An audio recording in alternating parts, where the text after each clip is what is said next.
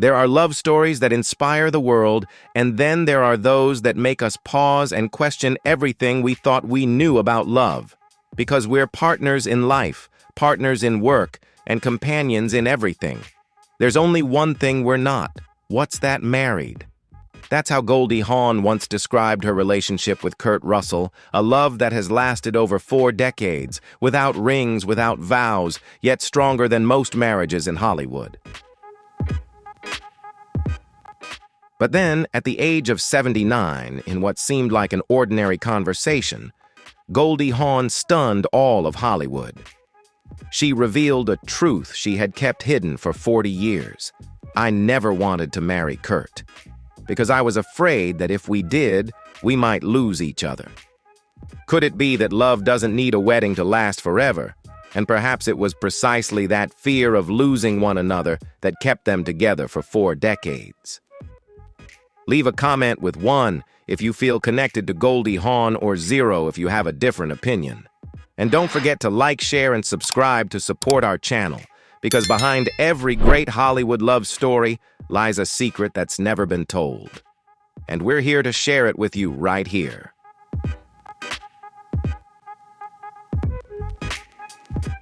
After decades of being celebrated as the embodiment of eternal love, Goldie Hawn has begun to carve the first crack in her own legend.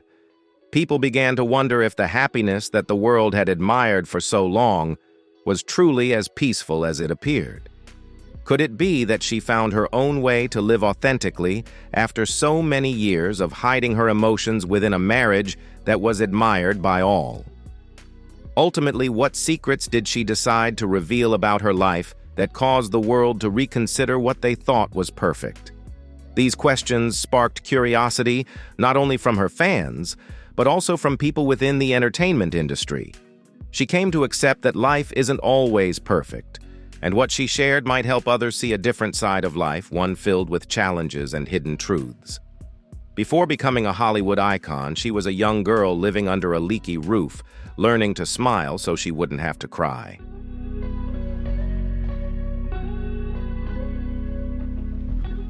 Goldie Hawn was born in 1945 in the suburban town of Tacoma Park, Washington, D.C., in a small, dilapidated house nestled between working-class neighborhoods. Life was tough, and every day was filled with struggles. Whenever it rained, water would drip from the ceiling, blending with the sound of her father's old piano. Despite his failure as a musician, he would still try to turn simple melodies into something beautiful, though never enough to support the family. Her mother, a frail dance teacher, struggled to make ends meet while raising 3 children. Those early years became etched in Goldie's memory as the driving force behind her determination not just to escape poverty, but to find a way to enrich her soul and emotions even though the path was filled with hardship.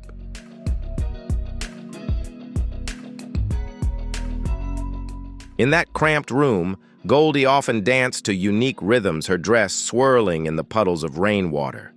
It was there that she learned how to smile through sadness, a fragile armor she would carry for the rest of her life. Amid the teasing and ridicule at school, the stage became the only place she truly belonged. In the early 1950s, Goldie was a small, awkward girl with messy straw blonde hair, often mocked by her classmates. However, whenever the music filled her mother's dance studio, something inside her would transform. Her body became fluid, and her eyes would shine.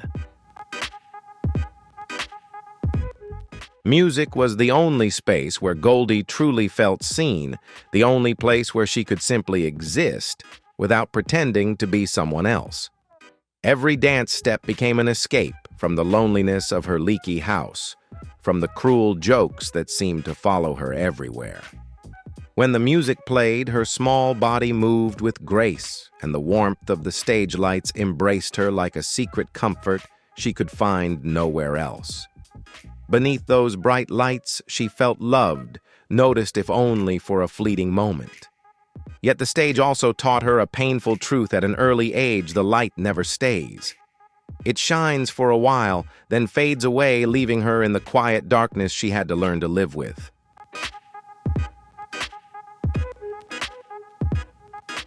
In 1955, at just 10 years old, Goldie performed for the first time in the Nutcracker at a small community theater.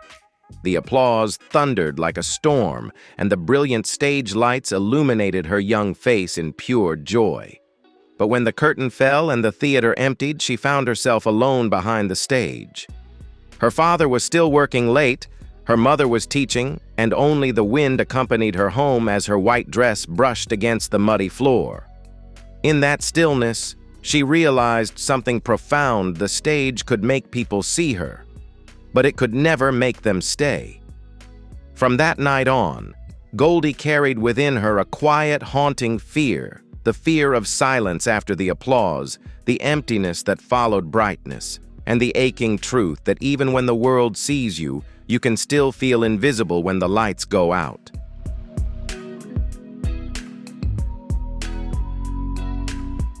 The more applause she received, the more she feared the silence after the lights faded. In her youth, Goldie danced in small theater troupes around Washington, D.C., before moving to New York in 1964. She rented a damp attic room in Manhattan, dancing by day, teaching by night, counting every penny beneath the cold blue neon lights. Every night after wiping off her stage makeup, she would stare at the pale, exhausted reflection in the mirror and wonder, "If I stop smiling, will anyone still want to stay?" Her smile had become a survival mask, a performance she could never end. Born into hardship and raised under the stage lights, Goldie learned to live between the applause and the fear of being forgotten.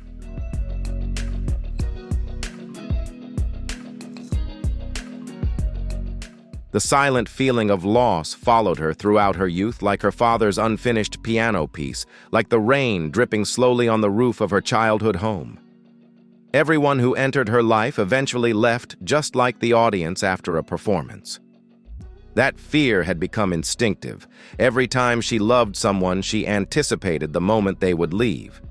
And from that fear grew the seeds of doubt about everlasting love. Even in marriage, these doubts began to take root in Goldie Hawn's heart. And then, as if fate was playing a cruel joke, the very light that Goldie had once feared returned, making her shine brighter than ever. In 1977, at a small music performance in New York, Goldie met Gus Traonis, a Cuban dancer with a gentle smile and dark eyes like the night breeze.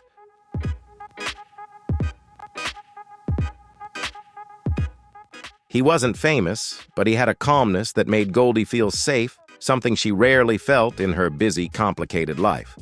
They practiced together, danced together, shared cheap dinners in their old apartment, and laughed together as the rain fell on the roof. Gus once told her, "I can't promise you the world, but I will always be here when you come home." His words made Goldie believe she had finally found a place where she belonged. In 1969, when Goldie began to gain attention in Hollywood, they quietly married in Hawaii. It was a small ceremony with only a few close friends, a bouquet of white flowers, and the sound of ocean waves blending with laughter. In the faded wedding photo, she rested her head on his shoulder, her eyes bright with the belief that love would never leave her again.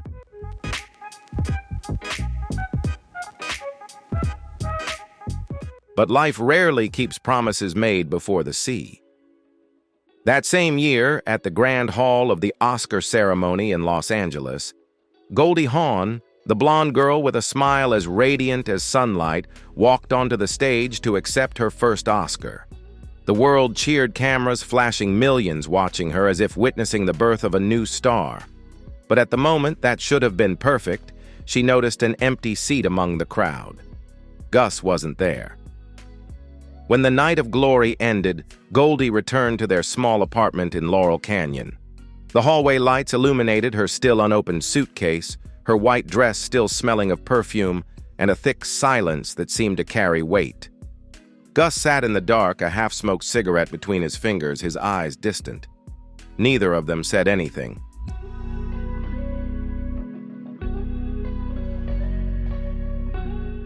Between them, there was an invisible distance, the gap between someone soaring high in the sky and someone still grounded. As time passed, Goldie's fame grew, and the silence between them deepened. She spent her days filming while the press called her the Queen of Happiness in Hollywood.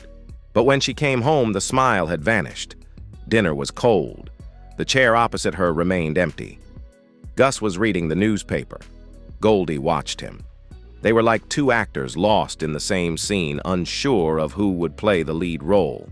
In her journal, she wrote, "When I smile, he no longer looks into my eyes."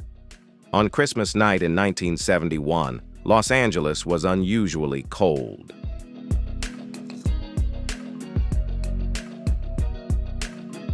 Goldie returned home after a photo shoot only to find her apartment shrouded in darkness.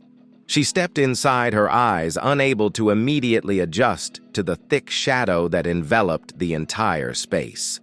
Every step she took echoed in the frightening silence, as if every sound in the apartment had been swallowed by the dark. On the table was a single piece of paper, simple and cold. "I need to go somewhere for a while." The words were brief, without explanation, without comforting words. Goldie held the note in her trembling hands, the faint light from the small Christmas tree reflecting on her tear-streaked face. It felt as though the entire world was falling apart, and she stood there overwhelmed by a pain she couldn't voice. Outside, the city sparkled with lights and life, but inside her apartment everything had fallen into permanent darkness. She knew this time nothing would ever return to the way it was before.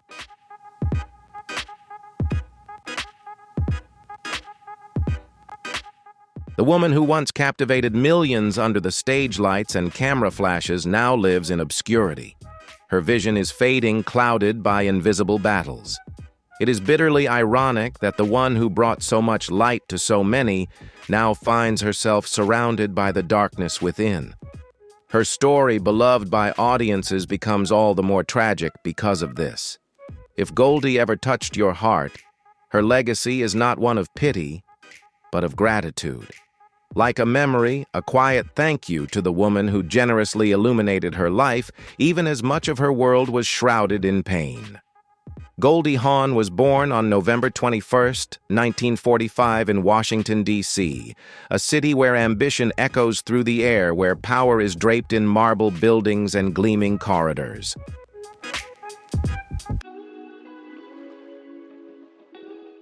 Two years later, the marriage ended on a quiet, rainless afternoon. There was no angry shouting, no dramatic scenes, only the sound of a pen scratching on the divorce papers. Gus, once her closest companion, quietly left, taking only a few sets of clothes and old memories as if they no longer held any meaning. Goldie stood still in the empty apartment, no words exchanged, only the stillness of the space around her. She looked around the room where memories once filled with warmth and joy now remained cold and barren. Her father's old piano still sat there, a part of the past she couldn't detach from, still the place where she sought solace whenever she needed silence. Goldie would sit beside it, listening to the sorrowful tunes her father once played, as if the music could bring the past back, offering her some warmth from the days long gone.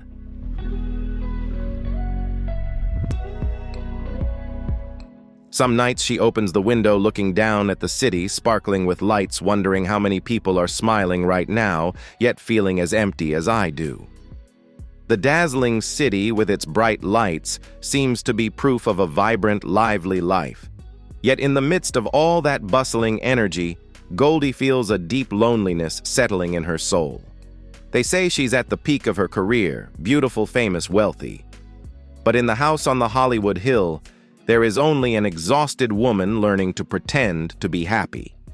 Every night she sits in front of the mirror, removing her makeup, staring at the pale reflection of herself and whispering, "If I stop smiling, will anyone still want to stay?"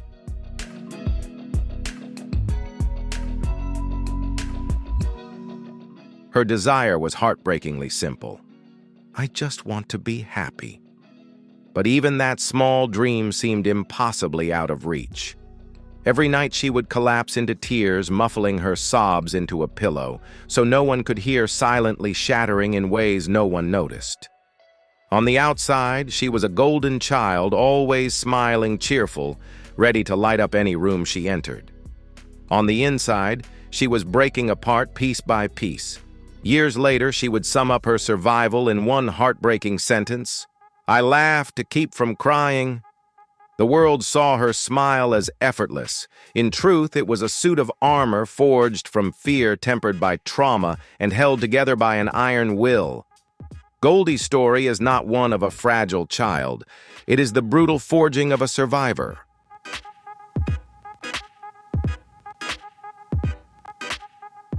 She can't convince herself that what she has is enough because her joy is nothing but the clothes she wears and the fake smile she puts on when required. She feels tired of herself, of the never-ending demands of life, and in those moments, all she wishes is to find true peace. The more successful she became, the more Goldie feared happiness. She no longer believed in promises, no longer believed in forever. Compliments from fans, multi-million-dollar contracts, none of it meant anything if her heart couldn't feel real joy. She couldn't escape the truth that the more she gained, the more she lost herself. Because deep down she had learned the hardest lesson: happiness isn't something you can buy. It's not something you can display on the outside.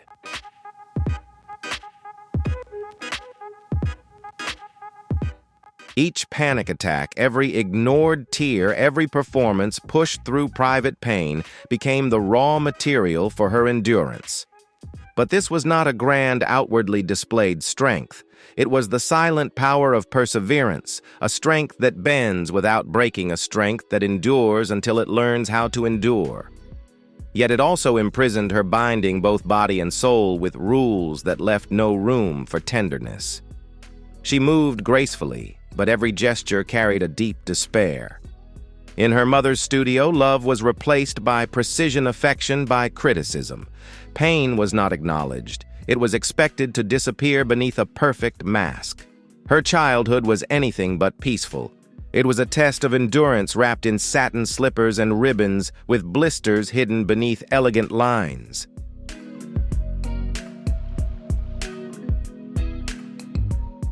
Love doesn't die from betrayal. It dies in silence. And in that silence, a crack begins to form. A crack that made Goldie Hawn forever doubt that marriage could save love. But just when Goldie thought she would never love again, fate appeared, bringing with it a warm smile and a promise strong enough to heal all wounds. In 1975, on a flight from New York to Los Angeles, 30-year-old Goldie Hawn sat quietly by the window, hiding behind oversized sunglasses, avoiding the curious stares of passengers who recognized her. Sitting next to her was Bill Hudson, the young curly-haired singer from the Hudson Brothers Band, with a warm voice and a smile that could make anyone forget their sorrow.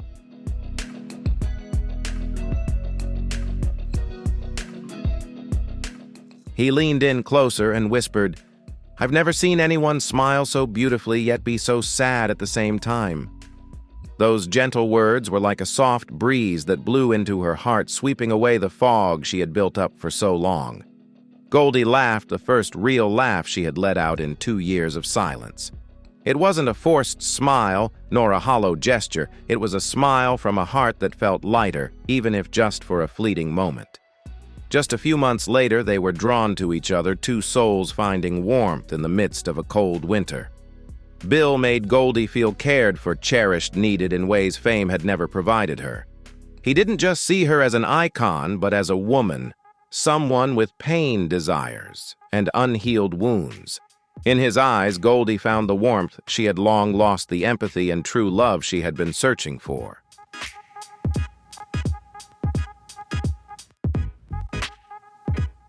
She believed this love would be different, that perhaps the universe had finally sent her someone who could heal her, someone who understood her without needing too many words. On July 3, 1976, they were married in Washington, D.C. In a small church bathed in golden afternoon light, the gentle rays streamed through the stained glass windows, adding to the sacred and warm atmosphere. Goldie wore a simple white dress, understated, unadorned, but radiating a quiet and ethereal beauty. She took Bill's hand, looked into his eyes, and whispered, "I'm ready to trust again." It wasn't just a vow to him, but a promise to herself that she would open her heart, that she wouldn't let past fears or hurts stop her from finding happiness. In that moment, everything seemed forgiven. All the old wounds felt like they belonged to the past, and before her lay a new path full of hope.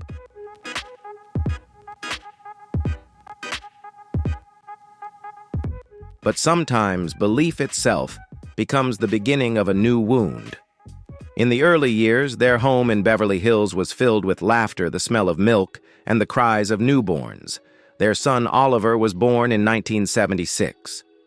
A few years later, their daughter Kate Hudson arrived with bright eyes and a radiant smile just like her mother's. For the first time, Goldie felt like she truly had a family. In an interview, she once whispered, "For the first time in my life, I feel like someone is waiting for me at home." But happiness, like everything else in her life, didn't last long. As Goldie's fame soared, the glow of success began to blind Bill.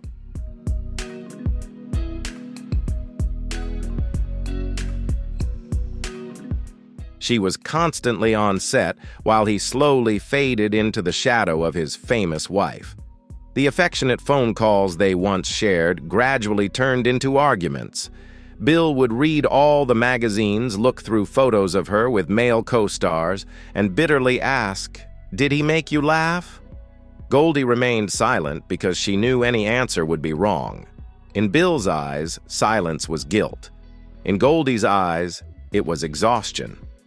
By the late 1970s, tabloid rumors spread about the close relationship between Goldie and Hollywood's most charming leading man, Warren Beatty. Bill erupted in anger. He smashed the mirror and threw their wedding photo onto the floor. Goldie stood still, saying nothing. This silence between them was no longer temporary.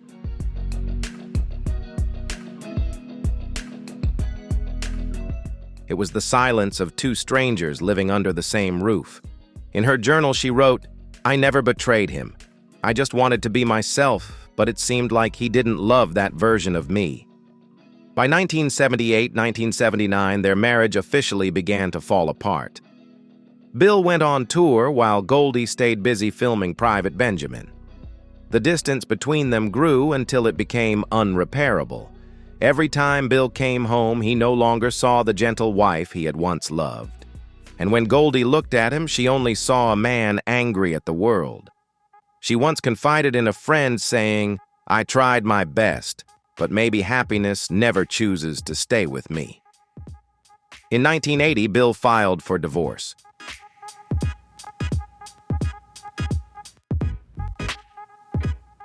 Shortly after, he published a memoir titled "So You Are a Star," accusing Goldie of betrayal, disguised as freedom, claiming she wanted an open marriage and an affair with her co-star. Hollywood erupted. Reporters surrounded Goldie's house in Pacific Palisades, but she refused to answer any questions. When asked if she would like to defend herself, she smiled faintly and said, "I once loved him." But sometimes love alone is not enough. Then she closed the door and left the world outside. From that point on, Goldie lived alone with her two young children, Oliver and Kate, in a small house on the hill overlooking the sea. By day, she acted. By night, she read stories before bed to the children. Once they fell asleep, she would sit quietly by the window, gazing at the distant lights of Los Angeles, the city that still called her the goddess of happiness.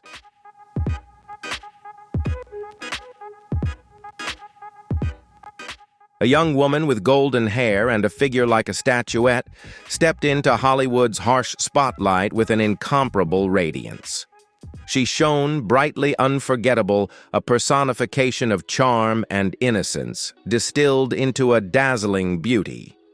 Yet even in that triumphant moment, invisibility began to creep in. The entertainment industry celebrated her smile, infectious laughter, and quirky on-screen personality, but failed to see the quiet intelligence and emotional complexity that shaped those qualities. "I was famous for being cute," she admitted in an interview decades later. Her voice was steady, but it hid pain. "But that's not all I had." Behind the glamorous exterior, Goldie struggled every day to be taken seriously, not just as a face or a joke, but as a true artist.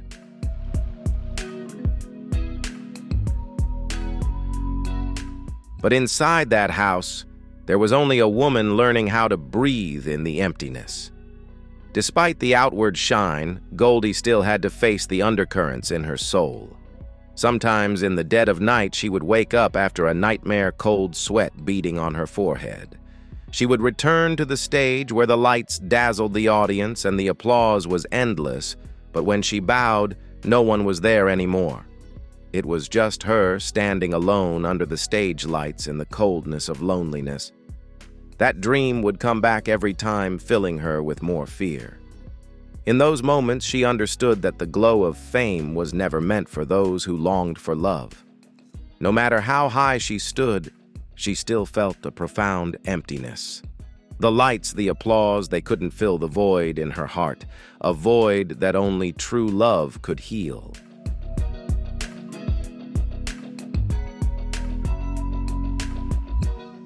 "30 years later, the wounds in Goldie's heart still had not healed. On Father's Day in 2015, her son Oliver Hudson posted a photo of himself with his father on social media, accompanied by a short but chilling caption, "Happy Abandonment Day." The words cut deep, slicing through the calm facade Goldie had spent decades building. Emotions she thought she had buried long ago came rushing back: the lonely nights, the unkept promises, the helplessness of watching her children carry the same pain she once knew too well. Bill Hudson, the man who had once been both husband and father, responded harshly. He publicly lashed out, declaring that he was cutting ties with his children, as if anger could erase a lifetime of absence. Goldie didn't fight back. Leave a comment below with 1 if you believe in the power of time, or 0 if you think some scars last forever. Don't forget to like, share, and subscribe for more untold stories behind Hollywood's brightest smiles, where every glow hides a shadow.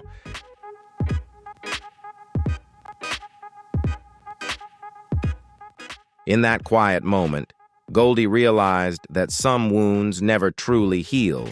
They just lie dormant beneath the surface, waiting for a word, a memory to open them again. She knew she could not protect her children from every pain, for the sorrows of adults always find their way into a child's heart, leaving invisible scars that time cannot erase. At night, she would sit alone by the window, gazing at the distant city lights of Los Angeles, the same city that had witnessed both her triumphs and her heartbreaks. And she understood then that time could soften everything, fame, beauty, glory, but it could never erase the traces of love and loss. Deep inside, she remained the same woman, a mother, a lover, a survivor. A woman who had loved with everything she had, who had hurt beyond words, and who carried within her not just scars, but the quiet, enduring strength that only comes from a life fully lived.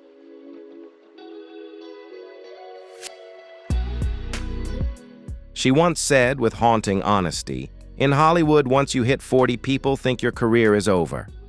That statement truly resonates, not just for her, but for all the women who have ever felt abandoned by time. But she never faded. Not Goldie. Behind the glamour, she was still fighting not just for roles, but for peace within her soul. The first anxieties that surrounded her as a child never fully disappeared. Fame didn't soothe them. It only amplified them. There were nights when she would sit silently in front of the mirror, tears streaming down, telling herself just to breathe.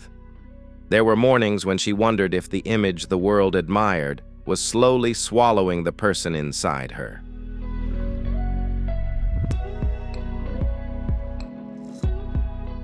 After 2 broken marriages, Goldie Hawn no longer believed in promises. In an interview in 1981, when asked if she was ready to love again, she gave a sad smile and said, "For me, marriage is a beautiful room, but it has no exit." And perhaps it was in that moment that the world finally understood the woman who made everyone laugh, but had long forgotten how to smile at herself. After 2 heartbreaks, Goldie Hawn thought her heart was closed forever. But fate, always fond of playing tricks, sent her a man who made no promises, yet quietly stayed. In 1980, on the set of Swing Shift in Los Angeles, 38-year-old Goldie reunited with Kurt Russell, the actor she had first worked with 17 years earlier in the original family band.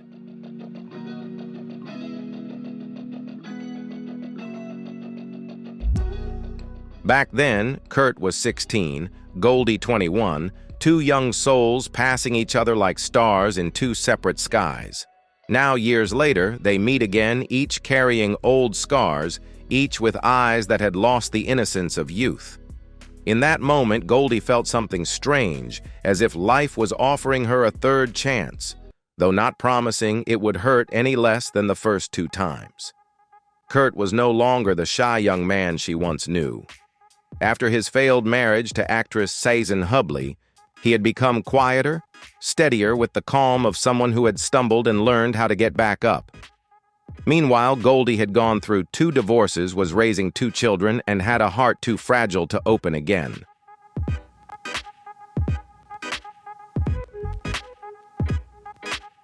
This moment of reunion was not just a brief encounter, but a turning point in both their lives. Each of them carried their own stories, their own pains that time had failed to erase. Kurt was no longer the young, insecure boy he once was. He had become a strong man with invaluable lessons from life. He no longer feared failure, and that was why he found his way back to Goldie. As for Goldie, she was facing the crossroads of her life with her children and the emotional scars of love that could not be easily healed.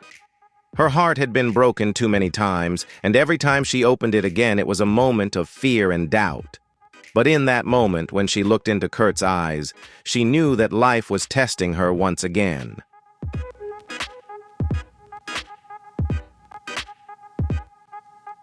They sat next to each other on set, exchanging brief words, but there was no shortage of silences full of meaning.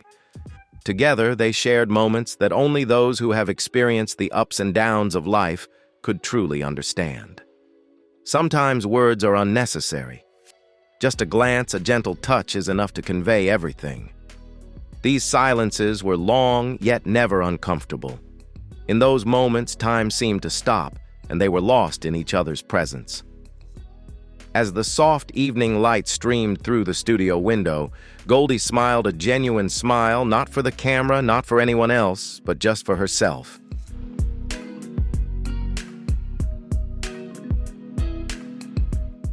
It was a smile of freedom, of relaxation after years of struggling with life. She was no longer the young girl she once was. She had grown into a woman who had experienced pain, loss, and difficult choices. And in that moment, looking at herself, Goldie realized that she had found a part of herself that had been lost, a part she could no longer find anywhere except within her own heart. A few weeks later, Kurt invited Goldie to grab a drink at a small bar in Los Angeles.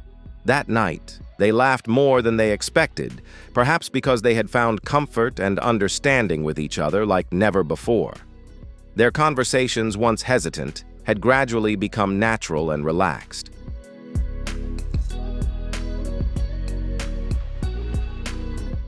Under the dim lights of the bar, they exchanged stories of everyday life, old memories, and unfulfilled dreams.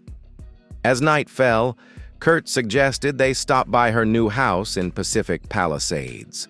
This new house was a fresh start, a private space where she could finally find the peace she had long needed after years of turmoil. However, upon arrival, an issue arose. There was no key, and Kurt decided to break the lock. In that moment, the alarm went off. The sound of police sirens approached, and the flashing red and blue lights in the darkness made everything chaotic and tense.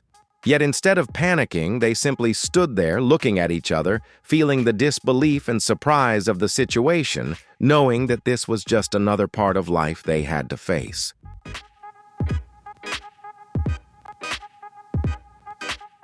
That moment, though, an unexpected mishap, became an opportunity for them to reflect on each other, on what they had been through and what still lay ahead.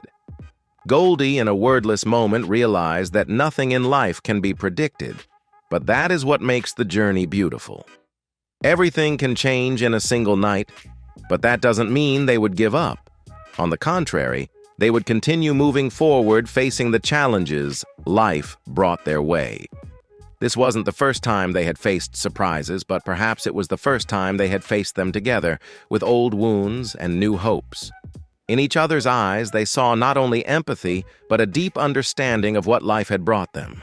And in that dark night, when things weren't going according to plan, they understood that it was these unexpected moments that were an inseparable part of their journey.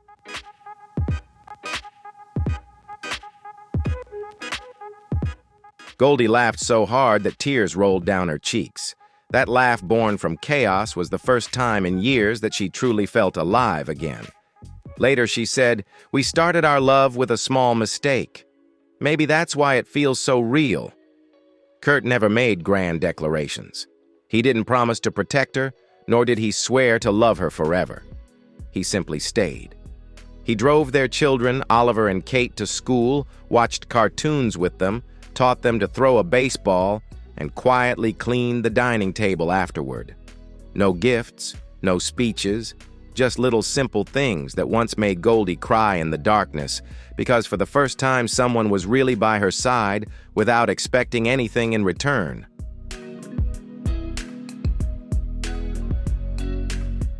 "I love him," Goldie once said, "not because he loves me, but because he loves my children." That same year, they moved to a small house overlooking the sea in Malibu. In the mornings, they made coffee together. In the evenings, they watched movies after the children had gone to sleep. No wedding rings, no white dress, no vows, just two broken people learning to trust in tenderness again. But even in that peace, Goldie kept a quiet distance. Some nights, as Kurt slept beside her, she lay awake, eyes on the ceiling, listening to the waves outside, fearing that if she uttered the word forever, the magic would disappear. All of Hollywood buzzed. They called Goldie and Kurt the oddest couple in America, living like a married couple, raising children together but never marrying. In interviews, Goldie would often laugh, "Marriage is not my goal."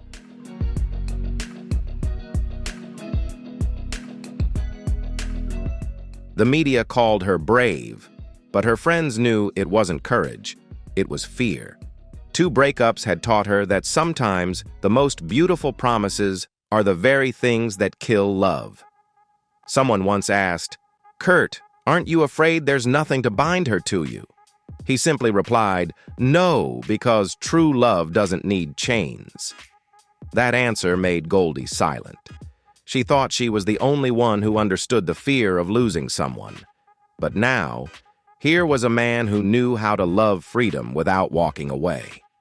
From then on, Goldie and Kurt lived together as 2 souls who had finally found their harbor.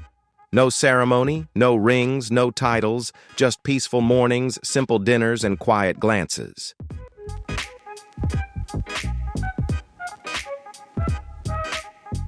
They had become living proof that sometimes the most intense love is the love that doesn't require vows. Love that doesn't need words, doesn't need public promises, but only the presence of each other, a profound presence that doesn't require any formality. Yet on those long nights with the waves of Malibu crashing on the shore, Goldie still lay awake listening to the whispering wind by the window. She knew that the fear of marriage still lingered buried deep like a wound that would never heal. That feeling, though faced many times, never faded. And perhaps it was that very fear that kept their love strong, because sometimes to keep someone close, you must accept that you may never be able to call them your spouse. Not because of a lack of love, but because their love didn't need a title, didn't need a form. It was simply the deep understanding and silent respect they had for each other.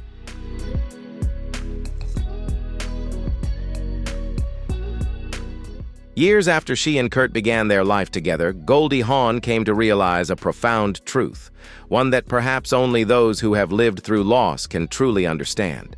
Sometimes even the calmest happiness can become a mirror reflecting our deepest fears. On quiet mornings in Malibu, sunlight would filter softly through the curtains. Kurt sat reading the newspaper, Goldie poured coffee, and the sound of their children's laughter filled the garden. Everything was so peaceful, so perfect, that it almost felt unreal.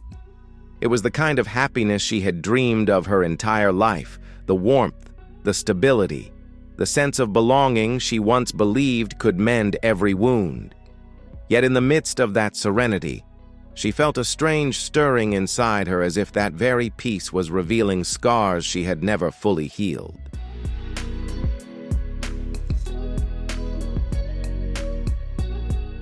She had everything anyone could wish for: love, family, safety. And yet deep within there lingered an ache she could neither explain nor share.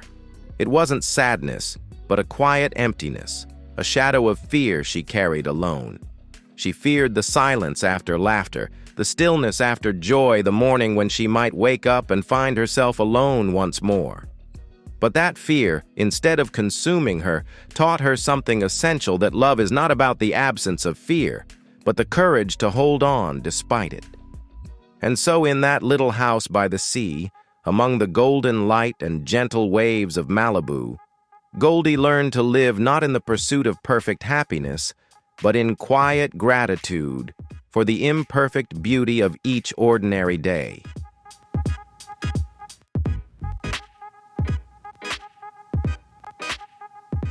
The media at the time called them the unconventional couple, a symbol of free love unbound by rules or ceremony. Whenever asked about marriage, Goldie would smile a smile both calm and wistful and say, "I'm afraid of weddings. I'm afraid that when people celebrate, something will break." The audience would laugh, assuming it was a witty remark, but behind her flawless makeup, her hands trembled. Her fear was real, born not from rebellion, but from experience, from witnessing how promises once meant forever could eventually collapse under the weight of expectation. To Goldie, true love didn't need a contract, because the moment love was bound, she feared it might slip away.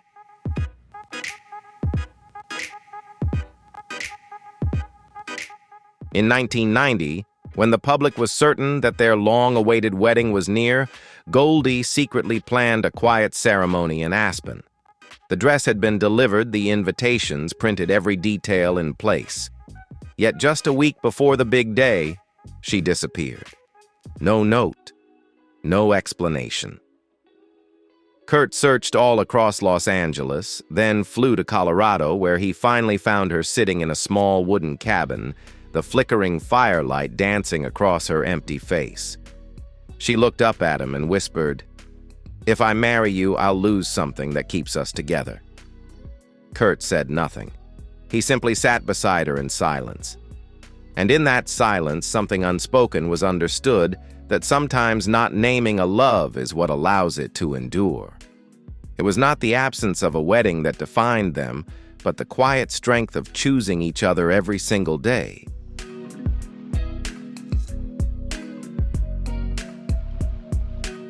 The crowd erupted in laughter and applause, but in that very moment Goldie turned to look at Kurt, her eyes shimmering with all the words she had never spoken aloud. Amid the roaring cheers and flashing lights, it was as if the world had faded away, leaving only the two of them suspended in quiet understanding.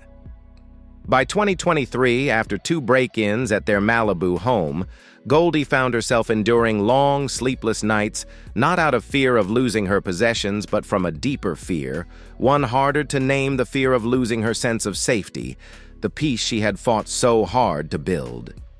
Eventually, they left the chaos of Los Angeles for Palm Desert, a place where golden sands met quiet sunsets. There, in the stillness of the desert air, Goldie discovered that silence no longer frightened her. It only felt a little lonely, and somehow that loneliness felt gentle, almost comforting.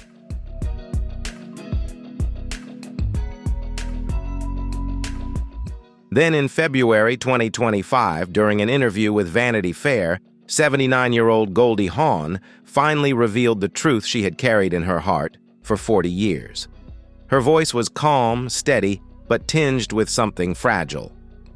"I didn't marry him because I was afraid of losing him," she said. The world went silent. People had always believed that not marrying was a symbol of freedom, an act of independence. But for Goldie, it was something else entirely, a quiet, lingering fear that binding love on paper might somehow make it disappear. Hollywood, for once, had nothing to say. And in that silence, the world saw her not as an icon, but as a woman, one who had loved deeply, and who still trembled when speaking about love, even after a lifetime of living it.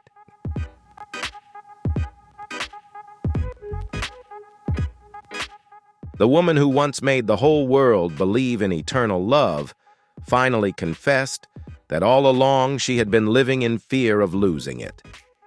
When reporters reached out to Kurt Russell for a response, he simply smiled softly, knowingly his eyes filled with the quiet understanding that needed no further explanation. "We still wake up and choose to stay every day," he said. A short, almost casual sentence. Yet it carried the weight of something far greater. A philosophy of love grounded not in grand gestures or promises, but in simple, steadfast commitment.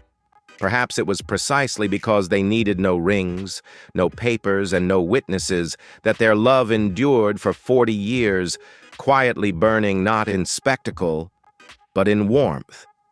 Not in noise, but in constancy.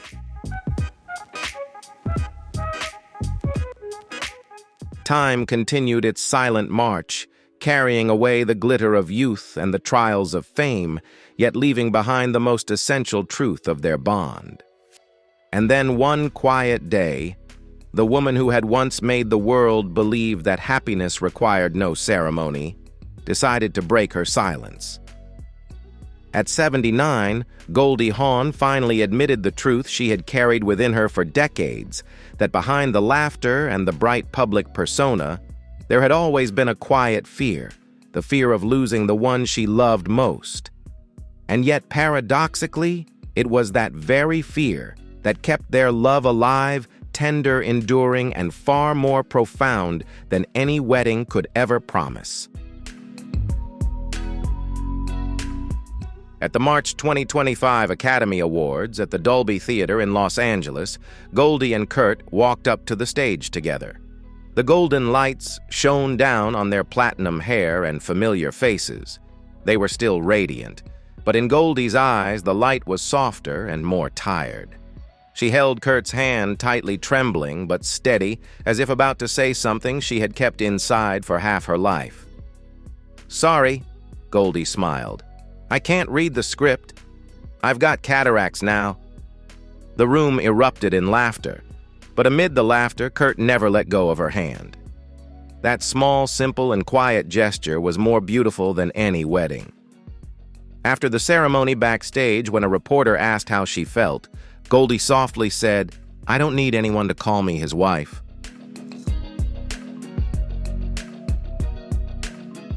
I just need to know that every morning when I open my eyes, he's still there." This statement spread across social media in just a few hours, shared millions of times, a late but deeply sincere declaration of love. A week later, in an exclusive interview with Los Angeles Times, Goldie said something that left readers speechless. "Love doesn't die from betrayal, it dies from fear."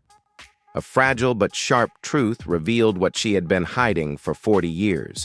She avoided marriage not for freedom, but because she feared losing love once again.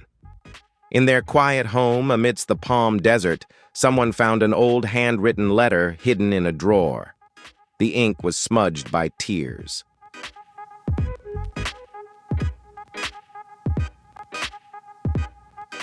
The letter read, "If you marry me, you will lose yourself for the third time, even if that person is me." The letter was written in 1990, the year she planned the wedding, only to cancel it. When asked about it, Kurt simply smiled. "I never wanted to marry her. I just wanted to love her." A short answer. Yet it silenced the world, because perhaps love had never been expressed so simply and sincerely. In her final journal, Goldie wrote, "I was never afraid of marriage. I was only afraid of waking up one morning and not seeing him by my side. I call that fear love." Now Goldie and Kurt live quietly in the Palm Desert, where the wind and sand weave through cactus-lined roads and the sunset paints the sky purple.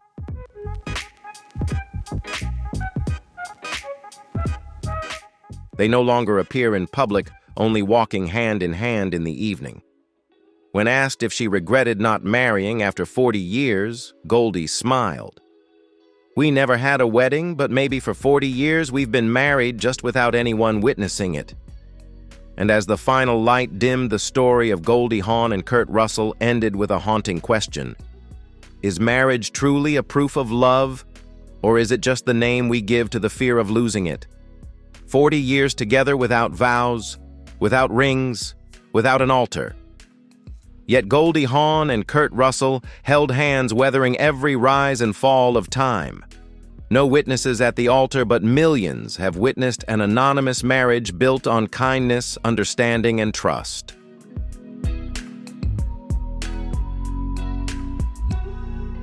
Perhaps in a world where binding two people together with a piece of paper is easy, but keeping them together through love is difficult, their story stands as a rare and beautiful testament.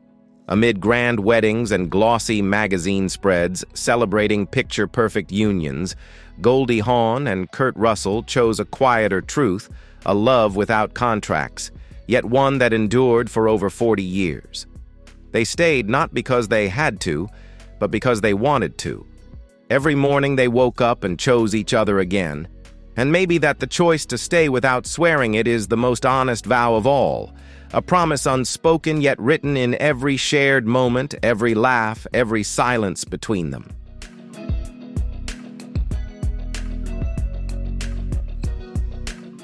Their story, both tender and bittersweet, invites us to question the very meaning of love and marriage.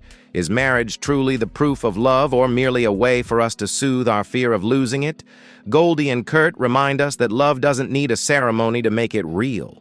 It lives in patience, in trust, in the simple act of staying when it would be easier to leave. In a world where love often fractures under the weight of expectation, they remind us that perhaps the truest kind of happiness isn't about forever. It's about choosing to stay again and again, even when no one is watching.